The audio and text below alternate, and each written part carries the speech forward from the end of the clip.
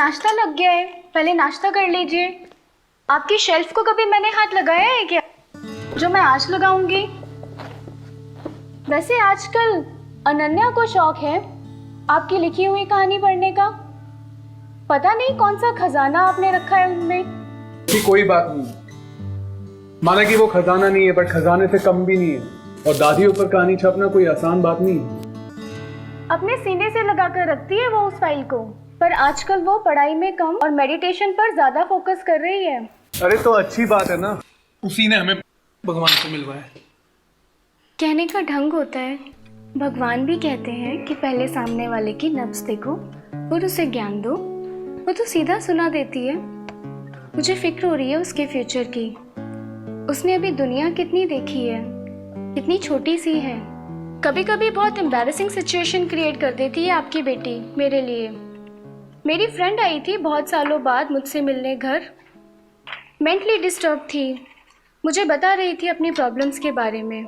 मुझे बोल रही थी कि मुझे समझ नहीं आता मेरी रियल आइडेंटिटी क्या है, मैं कौन हूँ, मेरा एम क्या है लाइफ में। तो अनन्या बीच में ही बोल पड़ी, आंटी आप एक आत्मा हैं, आप परम धाम से आई हैं, देवी देवता बनना ही आपका लक्ष्य है। शिव बाबा से योग लगाओ तो आप देवी गुण धारण कर सकते हैं, मेडिटेशन करो तो आपकी सारी प्रॉब्लम सॉल्व हो जाएंगी।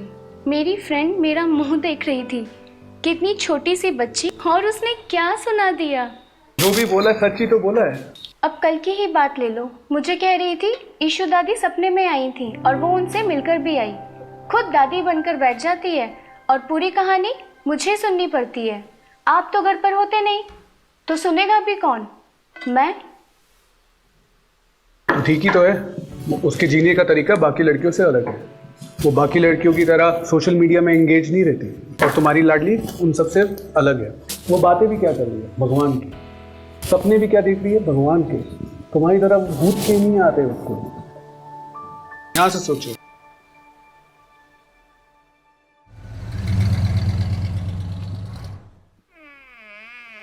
अरे कहाँ गई ये लड़की?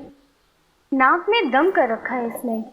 अनन्या बेटा कहाँ हो तुम? मेरा नाम आनंद मेहता है। I am a young entrepreneur. अभी आप जिससे मिले थे वो मेरी वाइफ थी मानसी। हमारी एक बेटी है जिसका नाम है अनन्या, जिससे आप थोड़ी देर में मिलेंगे। हमारा छोटा सा परिवार है। अब आपको लग रहा होगा कि मैं कोई राइटर हूँ जिसे किताब पब्लिश करनी है, पर ऐसा कुछ नहीं। मैं एब्सोल्युटली एक बिजनेसमैन हूँ। हमारा बिजनेस लॉस में था, मैं खुद डिप्रेशन का शिकार हो गया था। तब जाने क्या हुआ, तभी ऊपर वाले की रहमत मुझ पर पड़ी। फिर अनन्या की वजह से हमने मेडिटेशन सीखा। कोई ऐसा वैसा मेडिटेशन नहीं, राज योगा मेडिटेशन। मजे की बात तो ये है कि इसमें हम अपना कनेक्शन डायरेक्ट परमात्मा से जोड़ते हैं। फिर क्या था, मैं डिप्रेशन से भी उभर गया और हमारा बिजनेस भी अच्छा चलने लगा। अब हर एक का शौक होता है, तो लिखना मेरा शौक है।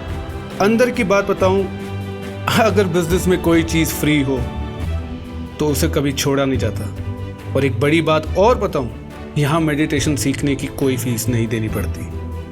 अब भगवान अपने बच्चों से कोई फीस लेगा क्या? मेरी जो बेटी है ना अनन्या, उसे दादियों की जीवन कहानी पढ़ने का बड़ा शौक है। आज मैं जो किताब पब्लिश करने वाला था, वो किताब एक ऐसी हस्ती के बारे में थी जिसका नाम भी भगवान अनेक बार दिन में लेता था। हाँ, वो मीराबाई नहीं है, पर मीराबाई से कम भी नहीं है। ये क्या पहना है तुमने? आज कोई फैंसी ड्रेस कंपटीशन है क्या? तो इतने साधारण से कपड़े क्यों पहने हैं? अगर अभी कोई आ गया तो हम क्या बोलेंगे? हम अपनी बेटी को इतने साधारण से कपड़े पहनाते हैं? चलो आओ, नाश्ता लग गया है। मेडिटेशन सेंटर से आ गए? हाँ आ गई मम्मा। आज कौन सी दादी बनी हो? आज मैं ईशु दादी बनी हूँ। पता है, कल रात में मैंने ईशु दादी पर लिखी हुई किताब थोड़ी देर पढ़ी। बहुत इंस्पायरिंग है ईशु दादी की कहानी, समझती? हे भगवान, वो दादियाँ थीं। उन्होंने बचपन में ही बाबा को पहचान लिया था।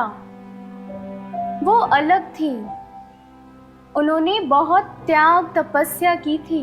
समर्पित होना इतना आसान नहीं है। मुझे नहीं लगता तुम अपना ऐशो आराम छोड़ पाओगी। इम्पॉसिबल नहीं है माँ, मैं क्या करूँ? मुझे लगता है मैं भी पिछले जन्म में कोई दादी थी। मेरे यहाँ पे रूहानी पिक्चर्स रील की तरह घूमती रहती हैं। मुझे लगता है ये कहानियाँ मुझे से मेल खाती हैं। तुम होगी पिछले जन्म में कोई दादी। मुझे तुमसे आर्ग्यू नहीं करना है। हार गई मैं तो। मुझे खाना बनाना है, चलो मेरी मदद करो, फिर हम दोनों मिलकर बाबा को भोग लगाएंगे। ठीक है माँ।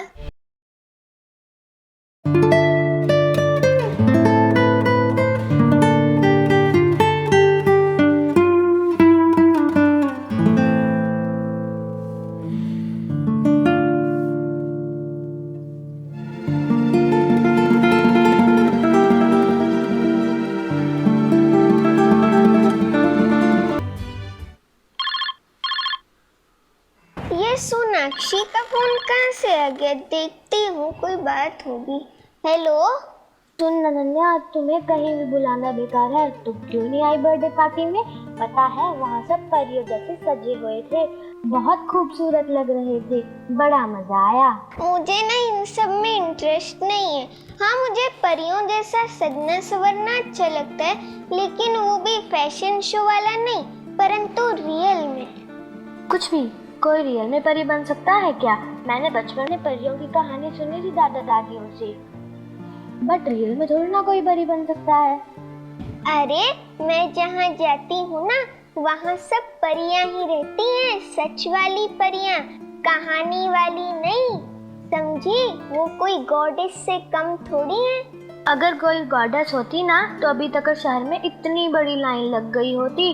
तुझे तो सब में ना अच्छाई ही दिखती है बस। अरे वो दिन भी आएगा जब पूरे शहर में क्यों लगेगी। चल अभी मेरी स्टडी का टाइम हो रहा है, मैं फोन रखती हूँ। अभी तो हमारा कोई टेस्ट नहीं है, तो किस बात का एग्जाम? अरे सुनो तो पहले, मैं जहाँ जाती हूँ ना, वहाँ हमें स्वयं भगवान पढ़ाते हैं और मैं हर बार एग्जाम में फर्स्ट आती हूँ। इस बार भी मुझे फर्स्ट आना है, इसलिए मेरी स्टडी का टाइम हो गया। भगवान भी कोई किसी को पढ़ाते हैं क्या? अगर मैं ये बात किसी और को बता दूं ना तो वो तुझे पागल समझेंगे। तभी तो मेरी मम्मी तुझसे बात करने को मना करती है। मुझे तो कुछ बातें समझ भी नहीं आती तेरी। जा तू कर ले अपनी पढ़ाई पूरी, मैं क्यों डिस्टर्ब करूं? मैं तो जा रही हूँ गेम्स खेलने।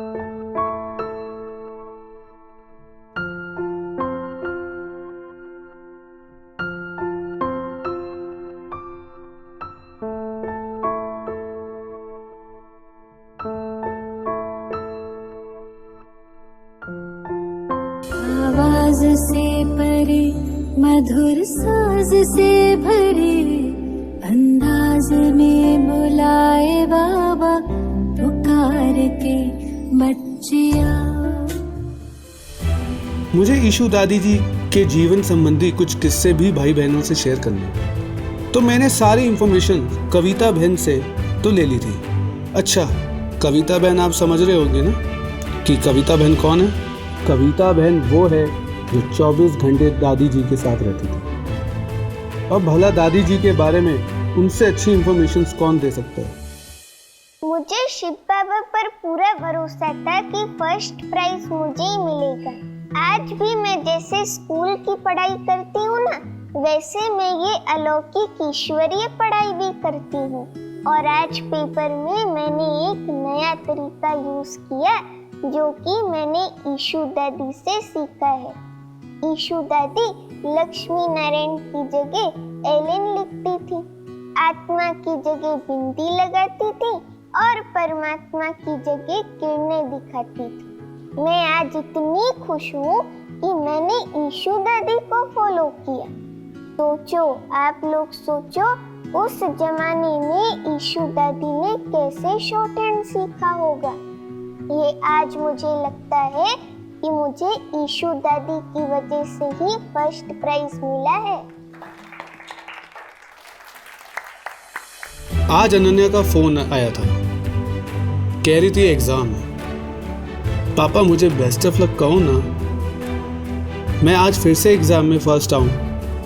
और ये भी कह रही थी कि आज मुझे माँ ने डांटा क्योंकि मैंने ईशू दादी जैसे कपड़े पहने थे। मुझे लगता है मुझे समझाना पड़ेगा कि दादी कैसे बनते हैं। अनन्या, आप बड़ी होकर के क्या बनना चाहती हो?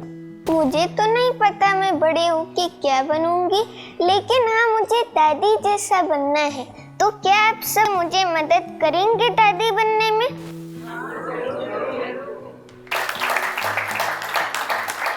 ओम शांति।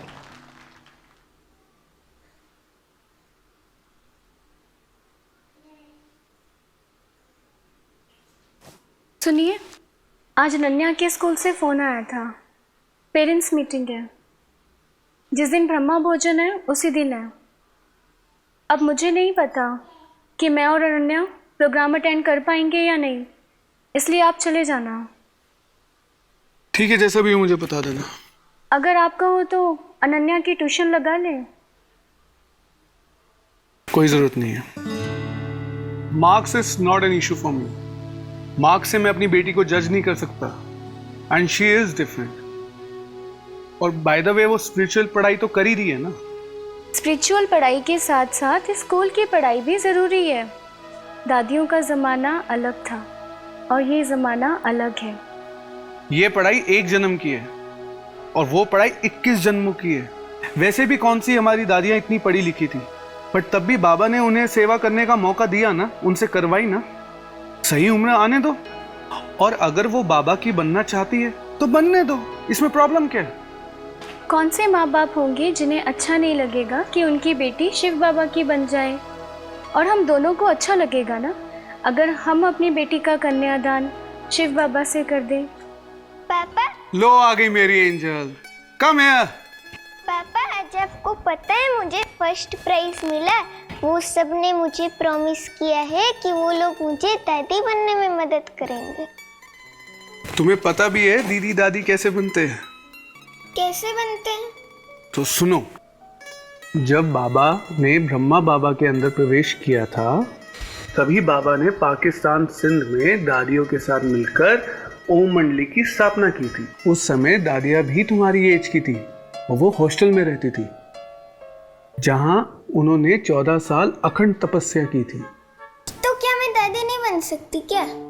बेटा समझो बात को, जो शुरुआत से ही बाबा के बने थे और जिन्होंने उनका हाथ और साथ पकड़ा था, हम उन्हें दादियां बुलाते हैं।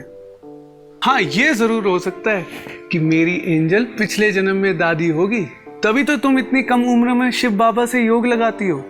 पर तुम अभी दादी बन जाओ, ये मुश्किल है।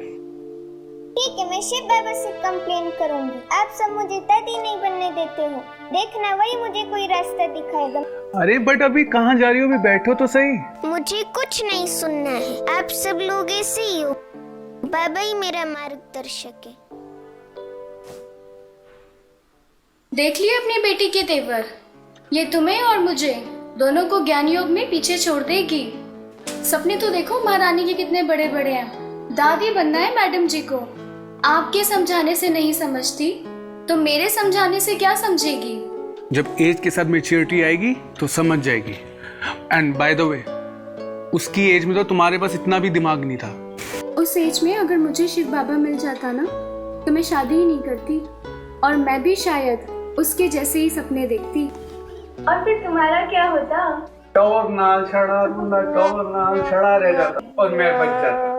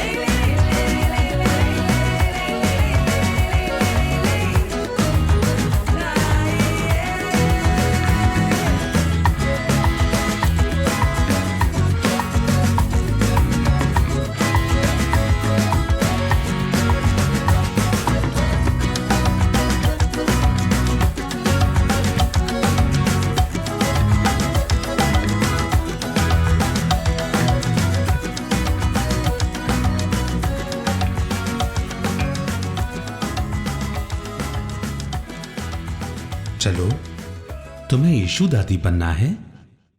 मैं तुम्हें बताता हूं ईशू दादी कैसी थी।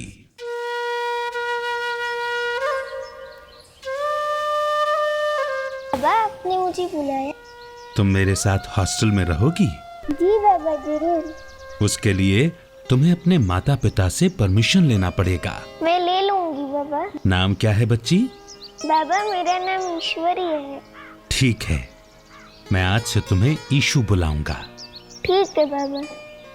इससे बड़ी खुशी की बात क्या हो सकती है कि हमारी बिटिया बचपन से ही ईश्वरीय कार्य में लग जाए। एक बात करनी थी बाबा आपसे कि शिव बाबा ने हमें इतना सक्षम बनाया है कि हम यज्ञ सेवा तन मन धन से कर सकते हैं।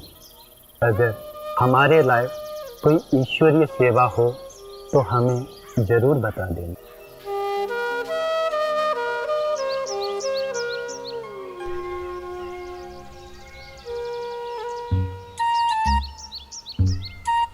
चलो सभी धृतराष्ट्र लिखो। मैं क्यों लिखूं अंधे का नाम? अरे आनंदी बहन, नीचे उतरे। जाओ, मैं नहीं पढ़ाती आप सबको। बाबा को बोल दो।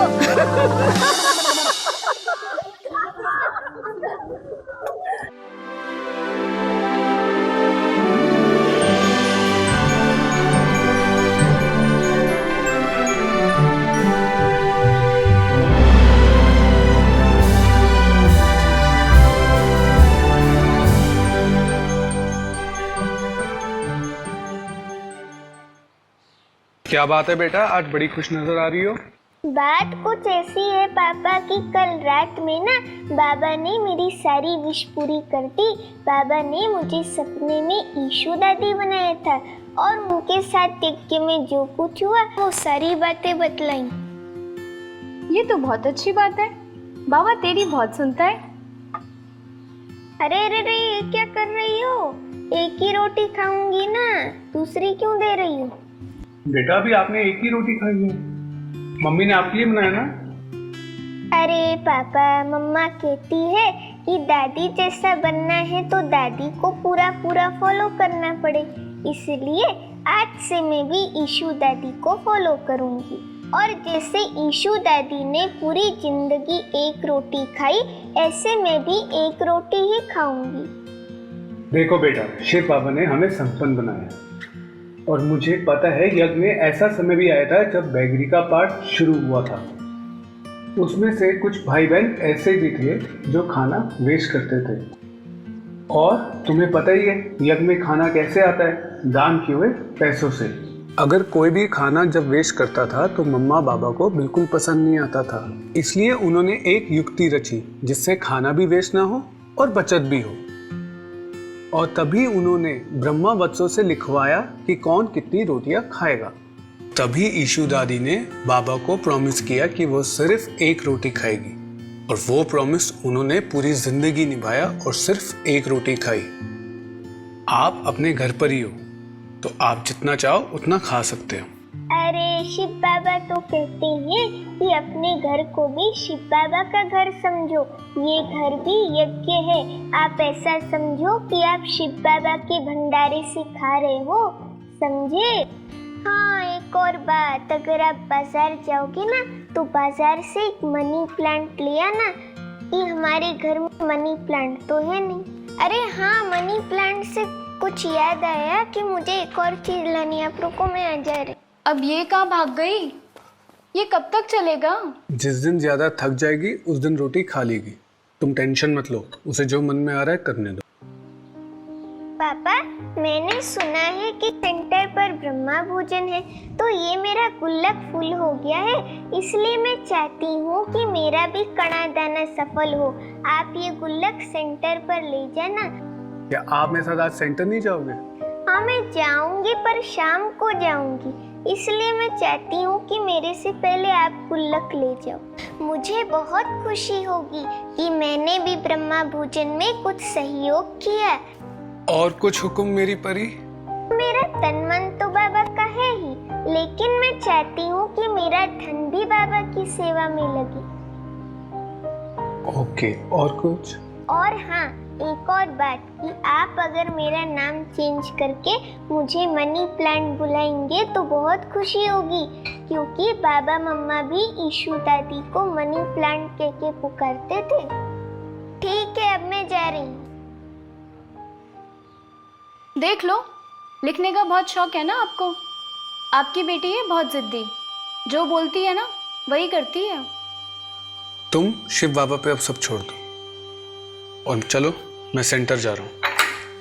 अमानत में खयानत नहीं होनी चाहिए।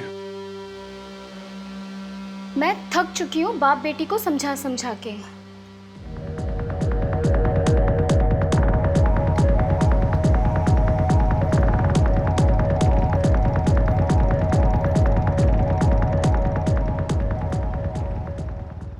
अरे मम्मा, पापा कहाँ गए?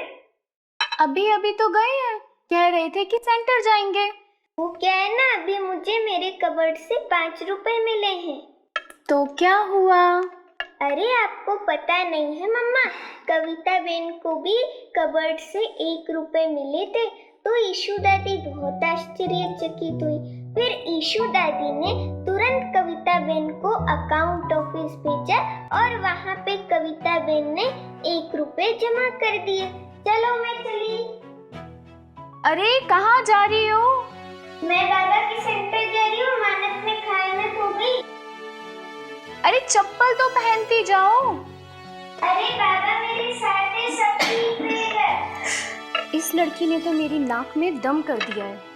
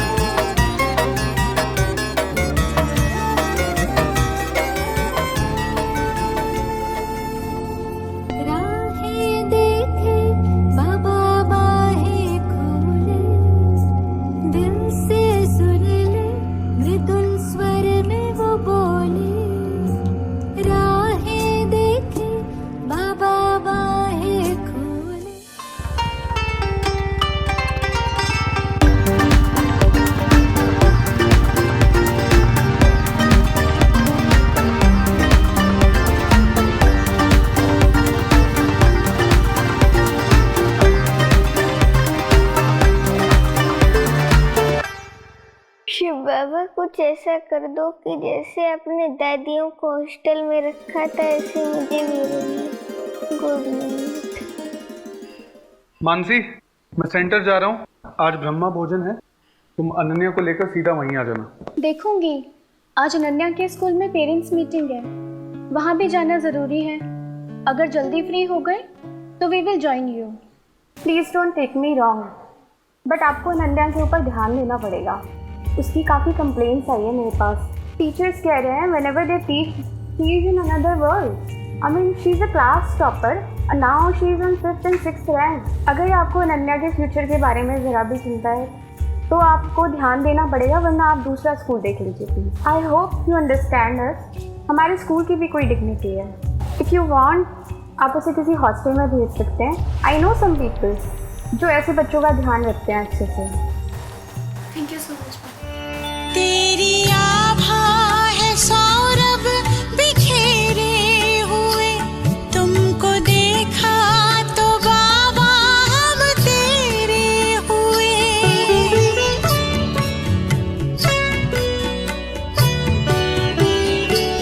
तेरी आभा है सौरभ बिखेरे हुए, तुमको देखा। आज मेरा सौभाग्य है कि दीदी जी ने मुझे आपके सामने ईशू दादी के बारे में कुछ बातें शेयर करने का मौका दिया है। क्योंकि मैं उनके ऊपर किताब लिख रहा हूँ तो मैं उनके बारे में कुछ बातें आपके समक्ष रखना चाहता हूँ। बाबा के अव्यक्त हो जाने के बाद दादियों के बीच ये प्रश्न उठा कि यज्ञ का कारोबार अब कौन संभालेगा। तभी दादियों ने एक संदेशी को बाबा के पास भेजा और ये प्रश्न का उत्तर मांगा। तभी बाबा ने ईशू दादी का नाम लिया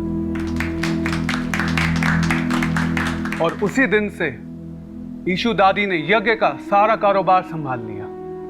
दादी कहती थी शिव बाबा ने उनकी 2 विशेषताओं को देखकर यज्ञ के अकाउंट की सेवा सौंपी थी। एक गंभीरता और दूसरा ट्रस्टीपना। तुम्हें ब्रह्मा भोजन में जाने की जरूरत नहीं है और अब तुम मेडिटेशन सेंटर पर भी नहीं जाओगी। जब तक तुम फर्स्ट नहीं आती हो मैं तुम्हें सेंटर पे जाने नहीं दूंगी। आप मुझे सेंटर जाने से नहीं रोक सकते, मैं शिव बाबा की बच्ची हूँ, समझे?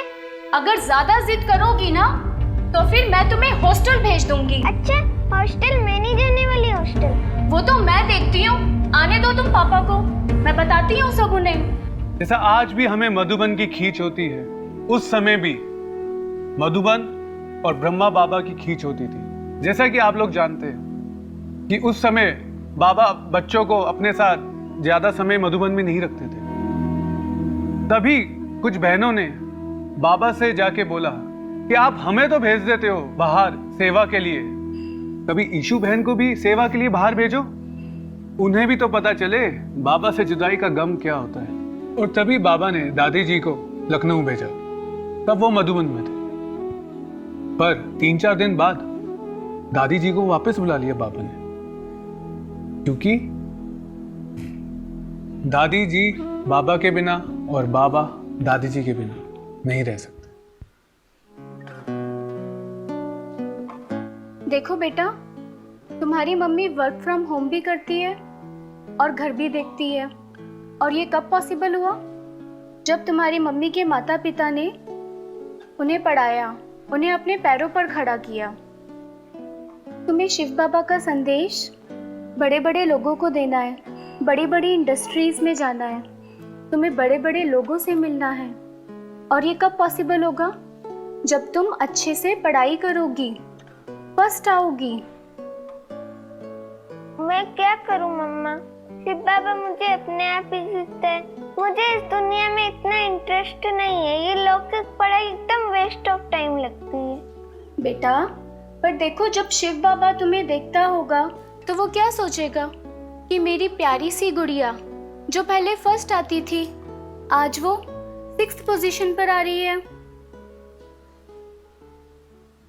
और जैसा आप लोगों को पता है, जब उन्हें additional chief of Brahma Kumaris बनाया गया था, और मुझे याद है मैं भी गया था उन्हें विश करने, और तब उन्होंने मुझे बताया कि ये additional chief of Brahma Kumari क्या होता है वो मुझे नहीं पता, कि मैं बाबा की बच्ची हूँ और मुझे बस इतना ही पता है। फिर 86 साल की उम्र तक उन्होंने किसी से भी सेवा नहीं ली, वो अपना काम स्वयं खुद करती थी। वो साक्षी भी थी नियमित भी थी और यही उनकी विशेषता भी थी। मम्मा, आज मेरा कितना मन था कि मैं सेंटर जाऊं और पापा जो अनुभव सुना रहे हैं वो सुनूं। आप ना खुद गई और ना मुझे जाने दिया। तुम्हें मैंने कितना समझा दिया कि जब तक तुम अच्छे मार्क्स नहीं लाओगी, फर्स्ट नहीं आओगी, मैं तुम्हें सेंटर नहीं जाने दूंगी। और ये मेरा फाइनल फैसला है, चाहे तुम मानो या ना मानो। ये मुझे सेंटर नहीं जाने देगी ना, मैं भी हॉस्टल नहीं जाने वाली। जब हमारी दादी थी, दादी प्रकाश मणि, तभी उन्होंने कविता बहन को बुलाया और बोला कि ये चेक ईशु दादी को जाकर देकर आओ। और जब कविता बहन ईशु दादी के कमरे में पहुंची, तब उन्होंने क्या देखा? पूरा कमरा लाल प्रकाश से प्रकाशित था और कविता बहन जी को दादी जी में विष्णु जी का साक्षात्कार हुआ। अरे शिव बाबा, आप कैसे? तुम्हें दादी जी के अनुभव सुनना है ना? हाँ। तो चलो, दादी बनने का शौक है ना तुम्हें? मैं तुम्हें बताता हूं ईशु दादी के साथ क्या हुआ। तुम्हें अनुभव करना है? हाँ बाबा, करना है। हम सभी यहाँ योग तपस्या करने आए हैं। हमारे योग में ये कीमती वस्तुएं बाधाएं न बने, इसीलिए इन सबको, इन कीमती वस्तुओं को स्वाहा करना है।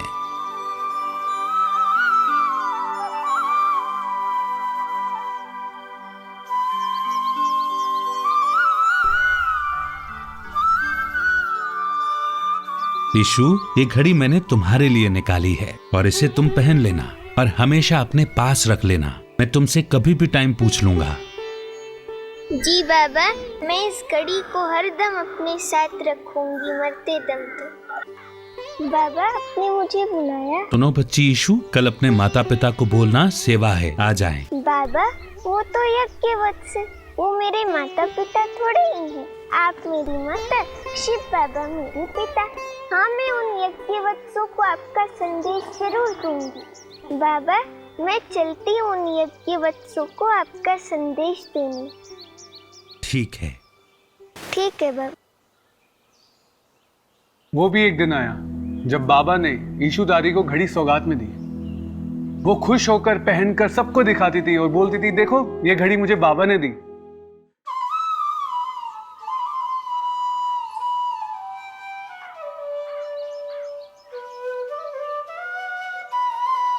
पूरी मुरली इतनी जल्दी जल्दी लिख ली तुमने?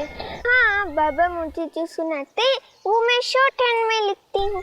अगर मैं शॉर्ट हैंड में ना लिखूं तो मुरली की सारी पॉइंट मिस हो जाए ना। और तुम्हें तो पता ही है कि 12 बजे के पहले मुझे बाबा की लिखी हुई मुरली लिखकर पोस्ट करनी होती है। अभी मैं चलती हूँ, मुझे पोस्ट ऑफिस जाना है।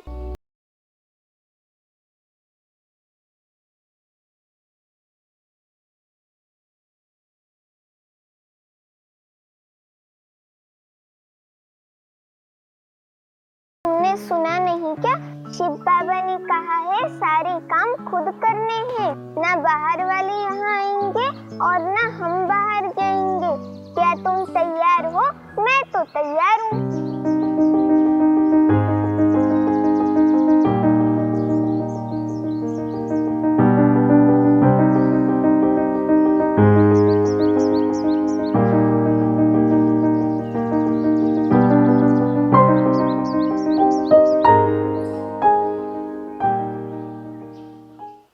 देख अपने आप को, पूरी काली भूत हो गई है। क्या तू भी देख अपने आप को, तू भी पूरी काली भूत हो गई है। चलो चलते हैं, नहीं तो फिर पीछे बैठना पड़ेगा। चलते हैं। अच्छा, तुम मुझे बाबा के बारे में कुछ संदेश बताने वाली थी ना, जरा बताना। हाँ, मैं तो भूल ही गई। आज बाबा ने हमें क्लिफ्टन पहाड़ी पर बुलाया है। शायद हमने उस दिन बस साफ की थी ना, उसके लिए हमें बाबा आज टोली खिलाएंगे। बड़ा मजा आएगा। बच्चों, आज किस किस ने बस की सफाई की?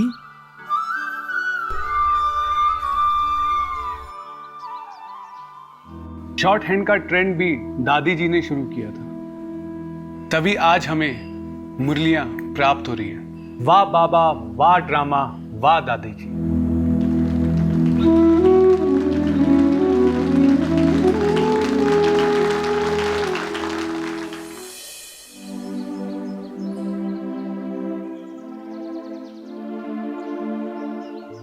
ठीक है, तुम उसको बोलो कि वो काम करे and all that thing. Enough is enough now. पर हुआ क्या है? हुआ क्या है? तुम्हें यही नहीं पता हुआ क्या है? बस सारा टाइम अपने बिजनेस में बिजी रहना है या अपनी किताबों में बिजी रहना है। घर में क्या चल रहा है कोई मतलब नहीं है। अचानक क्या हो गया? अपनी बेटी को देखा है? अब क्या किया उसने? फर्स्ट आती थी, 6 नंबर पर आ गई है। फिर वही, मैंने तुम्हें बता रखा है, marks is not an issue for me. Teacher की तो मुझे सुननी पड़ती है ना। तुम तो कभी उसके स्कूल जाते नहीं हो। टीचर की भी मैं ही सुनूं, तुम्हारी भी मैं ही सुनूं, अनन्या की भी मैं ही सुनूं। मैं यहाँ हूँ किस लिए? सुनने के लिए। मतलब? मैंने डिसीजन ले लिया है, अब तुम्हें डिसाइड करना है। घर में या तो तुम्हारी किताबें रहेंगी या अनन्या रहेगी। उसको हॉस्टल भेजना है अगर उसके फ्यूचर का तुम चाहते हो भला हो। अब ये तुम्हारे ऊपर है कि तुम्हें क्या करना है। And I am going forever या कब तक, ये तुम डिसाइड करके मुझे बता देना। हॉस्टल या किताब।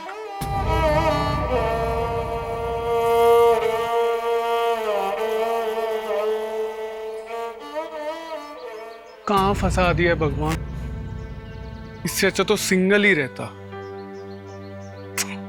क्या कर रहा था मैं?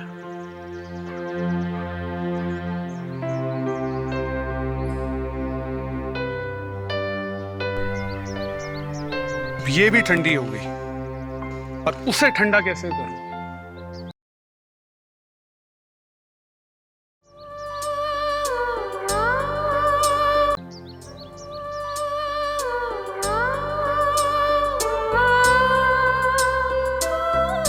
हेलो पापा, गुड मॉर्निंग। क्या हुआ? ये क्या पहन रखा? ये गॉगल है जो मुझे मम्मा ने दिया था। कैसा लग रहा है? मम्मा ने दिया था? हाँ दिया था। फिर तो अच्छे लगेगा ना, मम्मा ने दिए। हाँ तो तुम्हारी मम्मी ना, अरे अब उनसे क्या खराबी हो गई?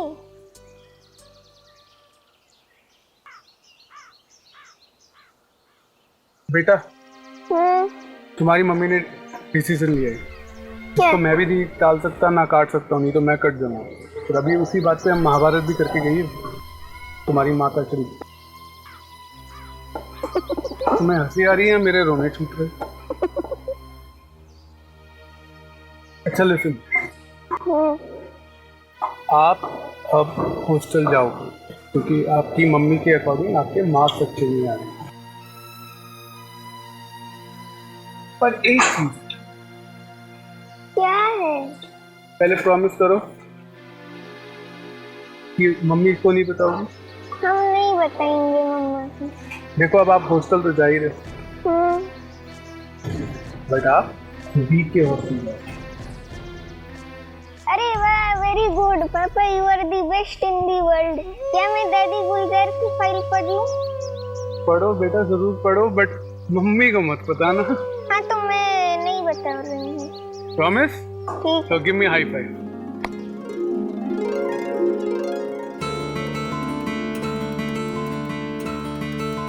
Thank you, Baba.